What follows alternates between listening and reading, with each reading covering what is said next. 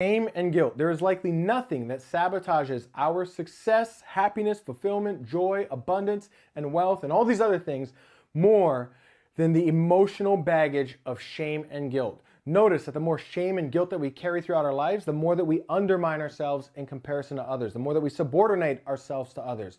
Think about it like a spectrum. On this end of the spectrum, we have altruism, and on this end of the spectrum, we have narcissism. By the way, there's a bunch of BS out there that's going to try to convince you that the goal is to be altruistic in life, and that's nonsense. You'll see why in a moment. Now, on this end of the spectrum, at altruism, we give away all of our value and worth and expect nothing in return. And on this end of the spectrum, narcissism, we take value and worth from others and give nothing in return.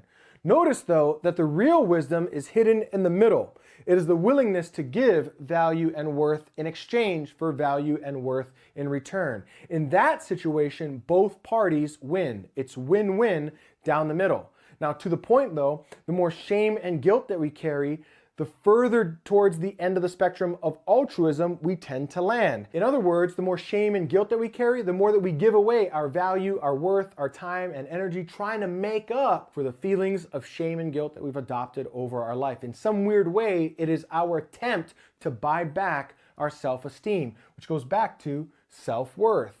The more shame and guilt that we carry, the more that we diminish our self-worth. And how can we attract into our life something that we don't truly believe we are worthy of having? All right, number 9. This is something I call the law of repulsion. You notice if there's going to be a law of attraction, then there must also be a law of repulsion. In other words, if we're seeking to attract something into our life, then we've also got to say no and repel all of the other things that come up that could get in the way of us having that thing. In other words, if you're saying that you want to have a deep, loving, meaningful relationship, then why do you continue to say yes to the relationship that doesn't appreciate you? If you say that you want to have a multi-million-dollar business, then why do you continue to say yes to all of the other menial opportunities that are coming your way? Isn't it interesting that the moment that we say yes to something, it most often sounds like us saying no to all of the other things that are not that? In other words, if you're trying to attract something into your life, then notice that your focus will be on repelling all of the things that would seek to get in the way